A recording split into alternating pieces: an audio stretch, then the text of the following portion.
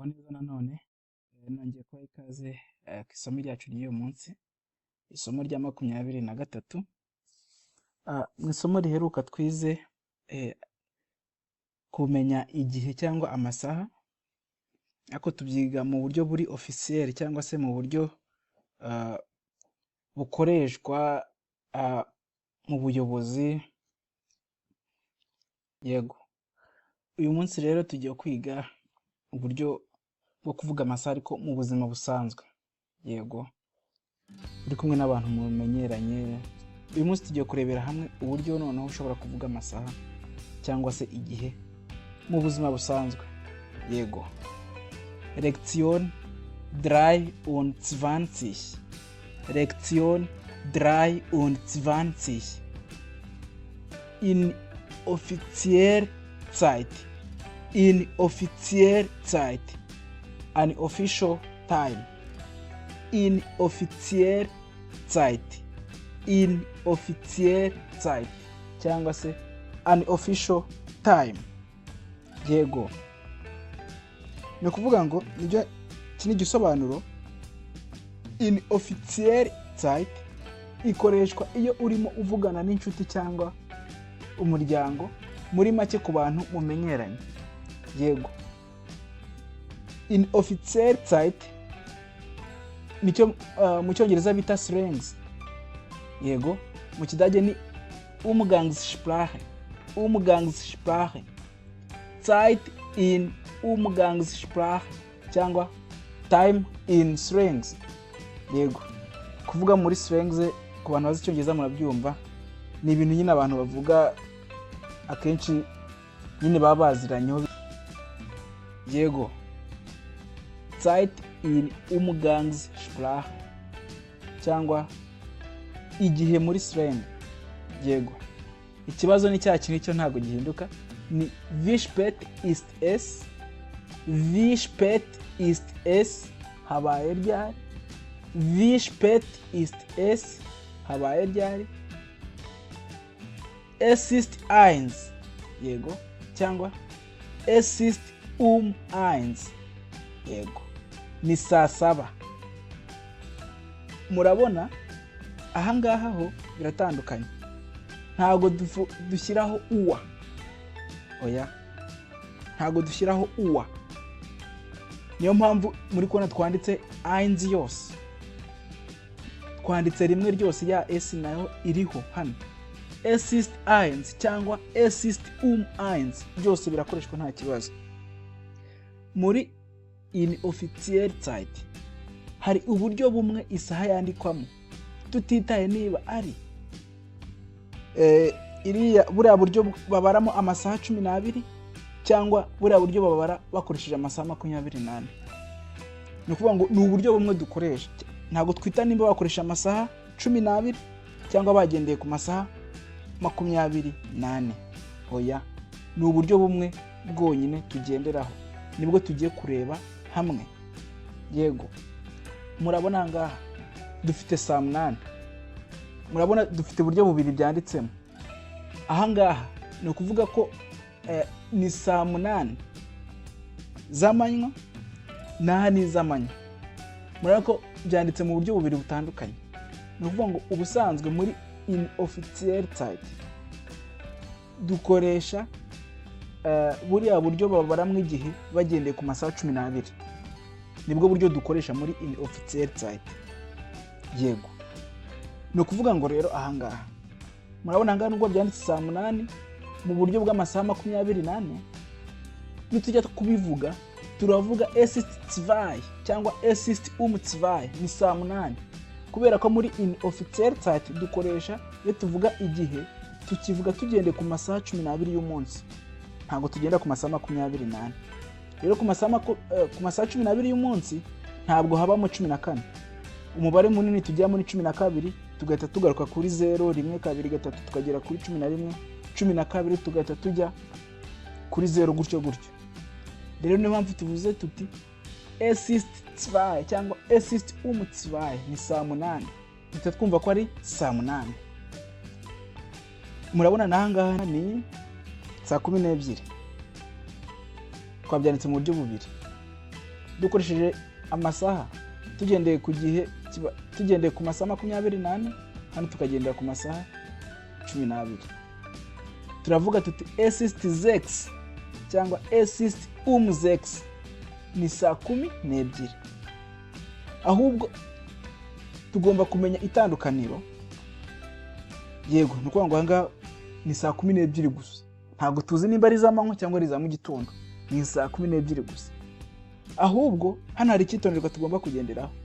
Kubera ko mu kidage hatabamo AM ivuga mu gitondo cyangwa PM ivuga nimugoroba, ni byiza ko wongeraho amagambo nka morgens mu gitondo, abends nimugoroba, mittags saa 6 cyangwa nachmittags nyuma saa 6 cyangwa mu gicamunsi, kugira ngo bisobanuke neza. Yego, kugira ngo ibingibi sinzi niba mubyumvise neza, kugira ngo umuntu amenye nimba uvuze saa 8 za mu gitondo cyangwa saa 8 za nimugoroba, wongeraho aya magambo muri kubona mu mabara y'umuhondo. Aya magambo niyo wongeraho kubyuvuze, kugira ngo umuntu abashe kumenya icyo uvuze. Yego, reka tubirebere ahangaha. Ngibi es ist 10 cyangwa es ist abends 10. Muri kubibona ahangaha, kugira ngo umuntu amenye neza nimba uvuze 10 nimba ari saa 4 za nimugoroba z'ijoro cyangwa nimba ari saa 4 za mu gitondo, ugomba kongeraho aka kajambo abends. Es ist abends 10, ngo ni saa 4 z'ijoro. Anga biba bisobanutse. Ariko iyo uvuze ngo es ist 10, yego wenda bitewe n'igihe murimo umuntu muri kuvugana atabyumva, ariko mu busanzwe nk'iri kwandikira nk'umuntu w'inshuti yawe, yego biba byiza iyo ushyizeho igihe uri kuvugaho, nimba ari igihe cya mu gitondo nimba ari igihe cy'umugoroba, kubera ko saa 4 zigarukamo inshuro ebyiri. Bigomba kuba bisobanutse ko uwo muntu azi nimba ari saa 4 za mu gitondo uri kuvugaho cyangwa z'umugoroba. Tuzano saa 6. Es ist 12 cyangwa es ist mittags 12. Ni saa 6 z'amanywa. Ahangaha umuntu atasobanukirwa ibyo uvuze. Cyangwa avuga ngo es ist Mitternacht. Es ist Mitternacht. Ni saa 6 z'ijoro. Yego. Es ist Mitternacht. Ni saa 6 z'ijoro. Es ist 12 cyangwa es ist mittags 12. Ni saa 6 z'amanywa. Muri kubyumva neza. Ikitonderwa ni cya kindi, ntabwo dukoresha uwa. Oya. Kubera ko ubu ni uburyo buri inoffizielle cyangwa se n'uburyo nyine muri kuganamo nk'abantu muziranye, ntabwo ari uburyo bw'ubuyobozi. Yego, cyangwa mu bintu bijyanye n'amategeko. Oya. Ibi ngibi ni uburyo bworoheje inshuti cyangwa abantu bamenyeranye baganiramo cyangwa babwirana amasaha. Ni nabwo bukunda gukoreshwa cyane mu Badage. Yego, dukomeze nahangaha. Murabona ahangaha tugarukeho hano gato. Ahangaha twavugaga amasaha yuzuye atarengaho iminota cyangwa ataburaho iminota. Twavugaga amasaha yuzuye. Noneho hano hakurikiyeho none ukureba igihe cyangwa amasaha agenda arengaho iminota cyangwa aburaho gutyo. Nibyo tugiye kurebera hamwe. Ahangaha ni saa 7:05. Yego. Es ist 5 nach 1. Ni saa 7:05. Yego. Yego. Iyo babyanditse gutya, okay, muri kubibona neza. Ni kuvuga ngo ahangaha turi kubona ko ari saa 6, turi kubona ko ari saa 7 zirengaho iminota 5. Ahangaha hari ikintu tugomba guhita dufata mu mutwe cy'ingenzi cyane. Tubanze dusome. Es ist 5 nach 1. Es ist 5 nach 1. Ni saa 7 zirengaho iminota 5. Hano tukagira saa 7 zirengaho iminota 10. Es ist 10 nach 1. Es ist 10 nach 1. Ni saa 7 zirengaho iminota 5. hano muhita mubyumva. Nach isobanura nyuma cyangwa zirengaho. Yego, iri jambo nach risobanura nyuma. Dukomeze. Saa 7:15. Es ist Viertel nach 1. Es ist Viertel nach 1. Ni saa 7 zirengaho iminota 15. Ijambo Viertel risobanura ekota cyangwa kimwe cya kane. Rero Viertel mu buryo bw'amasaha ni kimwe cya kane cy'isaha. Kimwe cya kane cy'isaha rero ni iminota 15. Niyo mpamvu tuvuga tuti es ist Viertel nach 1. Ni iminota 15 irenze kuri saa 7. Yego, dukomeze. Saa 7:20. Es ist 20 nach 1. Es ist 20 nach 1. Es ist 20 nach 1. Es ist 20 nach 1. Ni saa 7 zirengaho iminota 20. Es ist 20 nach 1. Saa 7 zirengaho iminota 20. Yego, tugakomeza. Noneho saa 7 zirengaho iminota 40. Yego, saa 7 zirengaho iminota 40. Ahangaha iyo tuvuye ubundi kuri 30 kuzamura ibintu birahinduka. Yego, iyo isaha irengaho iminota 30 kuzamura ibintu birahinduka. Reka tuvuge hano urugero. Es ist 20 vor 2. No kuvuga ngo ni saa 8 ziburaho iminota 20. Muri kumva icyo kintu? Ni kimwe no kuvuga ngo es ist 40 nach 1. Ni kimwe. Es ist 40 nach 1. Ni kimwe rero nuko wavuga ngo es ist 20 vor 2. Ni saa 7 zirengaho iminota 40 cyangwa se ni saa 8 ziburaho iminota 20.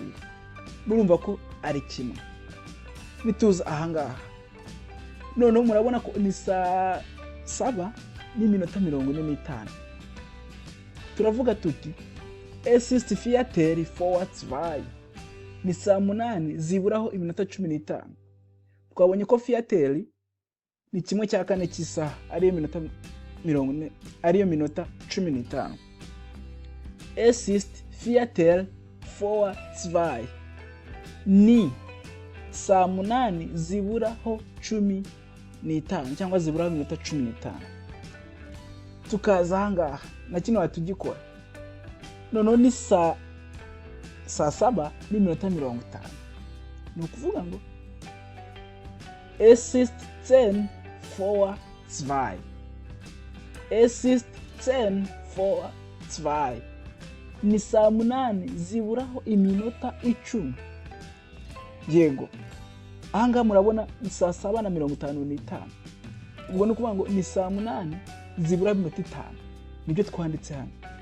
Es ist 5 vor 2. Es ist 5 vor 2. Ni saa 8 ziburaho iminota 5. Yego, ngibi hano for isobanura mbere cyangwa ziburaho. Yego, mu busanzwe isobanura mbere, ariko ahangaha kubijyanye n'amasaha isobanura ziburaho. Muri kumva ko ibi biri kumvikana neza. Noneho sasa ahangaha ni umwihariko ntabwo uzabyumva kenshi, ariko reka nabyo tubirebeho. Mu bice bimwe byo mu Budage hari aho bakoresha es ist Viertel 2. Es ist Viertel 2.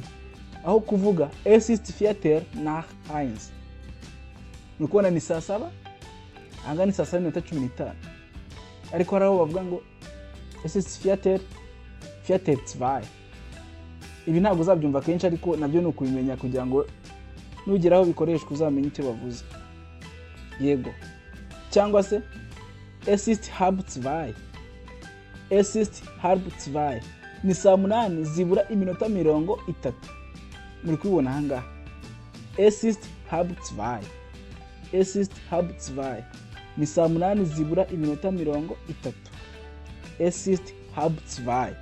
Kandi ni saa 7 n'iminota 30. Yego. Ni gutyo aho babivuga. Ni umwihariko ntabwo uzabyumva kenshi, ariko aho uzabona cyangwa uzagira babikoresha uzamenye icyo bavuze. Yego. Ikindi, es ist 5 vor halb zwei. Es ist 5 vor halb zwei. Ni saa 7:25. Rero muri kubyumva? Es ist 5 vor halb zwei. Ubundi iri jambo ryonyine halb zwei. Halb zwei risobanuye saa 7 n'igice. Halb zwei. Halb zwei bisobanuye saa 7 n'igice. Yego. Noneho nimba ari 5 vor halb zwei, ubwo ni saa 7 n'igice ziburaho iminota 5. Aribyo biduha saa 7:25. Hano murabyumvise. Twabonye ko halb zwei ni saa 7 n'igice. Halb zwei. None hano dufite es ist 5 nach halb zwei. Ubwo ni saa 7 n'igice zirenzeho iminota 5. Yego. Nibyo biduha saa 7:35. Turi kubyumvikana neza.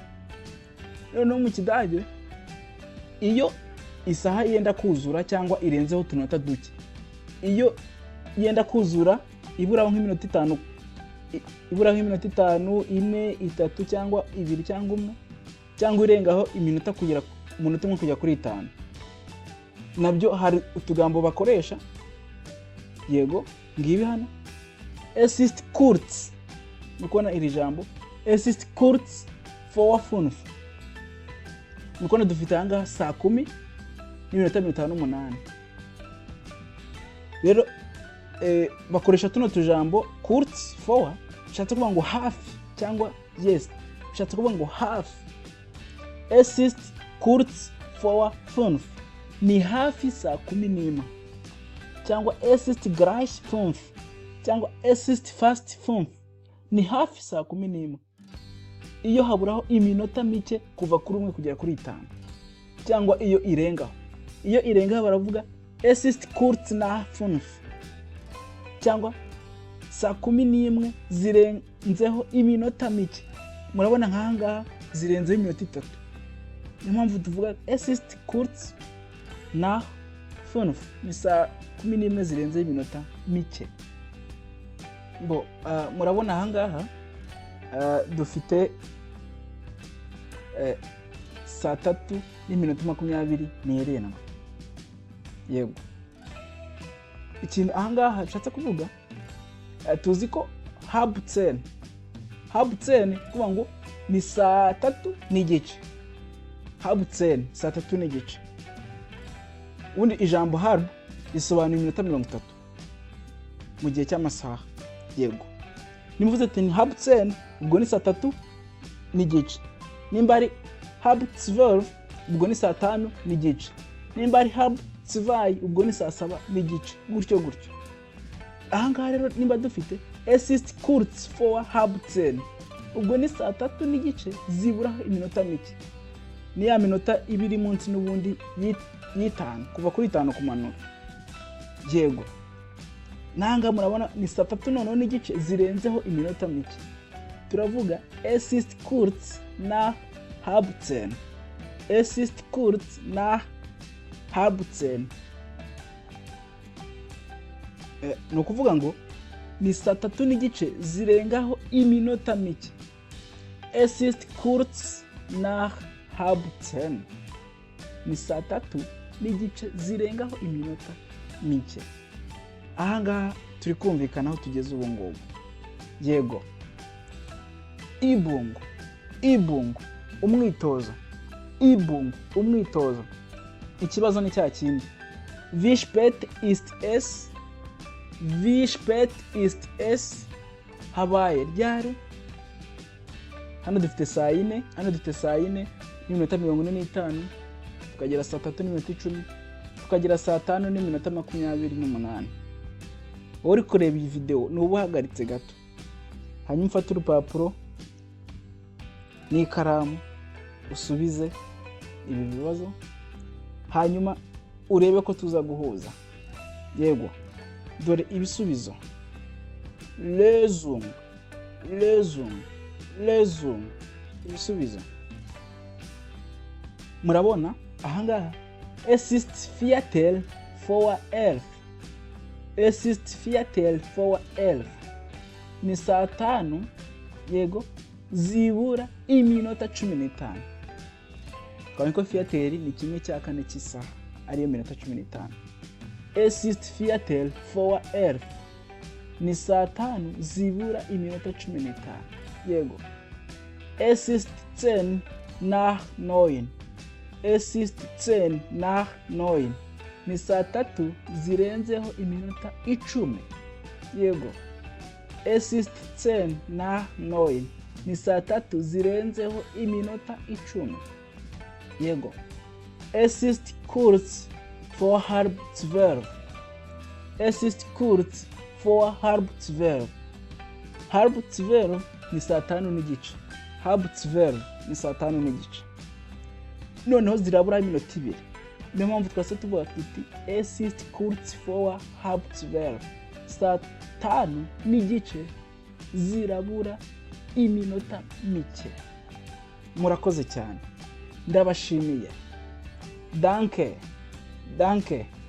Kanda subscribe, ukande share, hanyuma unashimiye video nimba wayikunze. Hanyuma aho hasi muri comment ibyifuzo, ibibazo, ibitekerezo nabyo ubishyiremo. Murakoze cyane. Tschüss, auf Wiedersehen. Tschüss, auf Wiedersehen. Murabeho, tuzongere tubonane.